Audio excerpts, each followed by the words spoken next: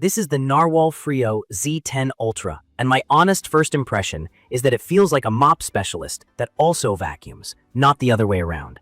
I set it up, watched it scan the room with LiDAR, and the dual RGB cameras kicked in right away, spotting cords and socks before it even got close. From my experience, the obstacle avoidance is the real deal. It doesn't nudge things to check what they are. It recognizes and steers around them smoothly. I stopped picking up charging cables because it learned to give them space, and pet mode didn't freak my dog out. That piece alone made my floor routines less stressful. Key features I noticed are the mop extend and edge swing, 8N of downward pressure, and the hot water station that washes the pads and then dries them. If you're new to mop robots, 8N is the pressing force the heads apply to the floor. Think of it like a gentle, steady hand scrub instead of just dragging a damp cloth. That pressure, combined with the cross-pattern cleaning, actually lifted old coffee drips and sticky splatters in my kitchen without me pre-treating. It also reaches edges and corners better than most round robots I've tried. The little extendable arm that pushes the mop toward baseboards does what reviews say it does. Under toe kicks, it gets closer than I expected. The dock is big and heavy, in my opinion. You need a solid parking spot for it because moving it between floors is not fun. It's quiet though. The self-empty cycle and the pad wash routine don't roar like a shop vac. I could take a call in the next room and not feel the need to mute. The water system heats to a range that actually helps. The mid-cycle wash loosens grime, then it finishes with a hotter rinse and a proper dry so the pads don't smell. If you hate musty mop odor, that matters. Vacuuming is where expectations and reality split. On paper, the suction is 18,000 POW, which sounds wild. On hard floors, it genuinely shines. Crumbs, dust, and pet hair disappear, and edge cleaning along walls is better than average because the side brushes and that swinging motion sweep debris into the path of the roller.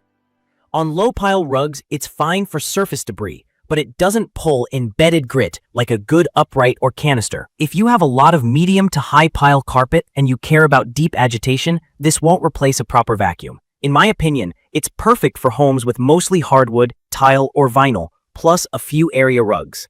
That's the setup where it makes sense. The tangle-free brush design lives up to the marketing more than I expected. I shed long hair and I have a shedding dog. After a week, I opened the brush housing and didn't need scissors. Hair was in the bin, not wrapped around the roller. That's rare in my house. The dual flow trick, sweeping hair into the roller and then pushing it into the bin, seems to work as advertised. Now the app. It's workable, but not my favorite. Map edits felt fiddly at times, and the smart auto mode can be vague about what it's doing. The bigger issue is a default setting that, in my view, hurts the experience until you change it. Out of the box, dust collection is set to a mode that waits too long to empty the onboard bin. That makes the robot run with a packed bin, which hurts suction and clogs faster with hair. I switched it to empty at the dock after each run, and everything felt more consistent. It's not a hardware problem, it's a default that needs flipping. Also, I didn't get phone notifications when the water tanks needed attention. The base announces it, but if you're away, the job can time out. It's a small thing that matters when you rely on automation. Water usage is on the high side. The clean tank can drain after a full house mop, especially if it takes multiple pad washes. Plan on refilling it often if you like spotless floors every day.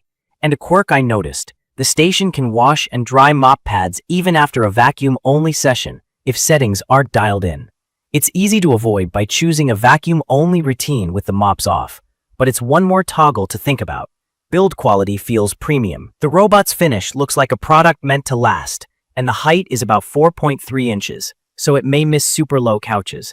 Battery-wise, I got about 2.5 hours on a balanced setting, which covered my main floor in one go.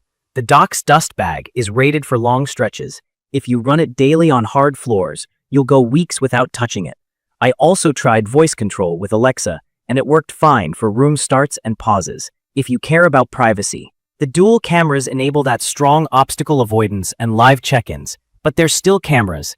I keep it on during cleaning and otherwise park it facing a wall. That's just my comfort level. From my experience, the best parts of this robot are the mopping system, the quiet dock, the reliable obstacle avoidance, and the hair management. The parts that need patience are the app's defaults, the water refills, and the limits on carpet. I had one odd navigation moment after a software update where it looped in place and a map refresh fixed it. But it reminded me that software can make or break robots like this. I'd recommend this for households with pets and mostly hard floors who want a set-it-and-forget-it mop that actually scrubs. It's perfect for busy homes where sticky kitchen messes and paw prints show up every day. If you're hoping to deep clean plush carpets, you'll want a separate vacuum for those days. If you don't enjoy tinkering with app settings, be ready to spend 10 minutes at the start to get the dust collection and mop behaviors set the way you want. In my opinion, Narwhal nailed the mop-first approach. The corner reach, the hot water pad wash, and the quiet dock make it feel premium in the ways that matter for clean floors you can feel under bare feet. The vacuum is good enough on hard surfaces, just not a carpet monster. If you match it to the right home, it becomes one of those appliances you run every night without thinking about it. In conclusion, this is the robot I use when I want reliably clean, hard floors and zero hair-cutting sessions on the brush. It's less about showing off specs and more about coming back to shiny floors without sticky spots along the baseboards. Dial in the app, set the dock to empty after each run, keep an eye on the water tanks. And it earns its keep. To learn more about the NARWAL Freo Z10 Ultra Robot Vacuum, please check the comments section. Thank you for watching.